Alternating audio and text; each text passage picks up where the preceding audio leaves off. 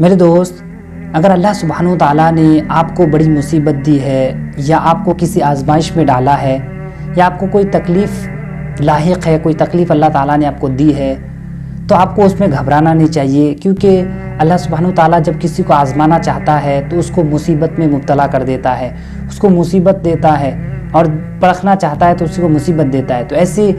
Situation میں، ایسی حالت میں انسان کو گھبرانا نہیں چاہیے، بلکہ اللہ تعالیٰ سے راضی رہنا چاہیے۔ اللہ جس حال میں رکھے اس حال میں راضی رہنے کی کوشش کرنا چاہیے، کہ جب اللہ سبحانہ وتعالیٰ کسی کو مصیبت میں، آزمائش میں ڈالتا ہے تو اسے کوئی بڑا انعام دینا چاہتا ہے، کوئی بڑا ثواب دینا چاہتا ہے۔ اسی کے حوالے سے فرمان مصطفیٰ صلی اللہ علیہ وسلم ہے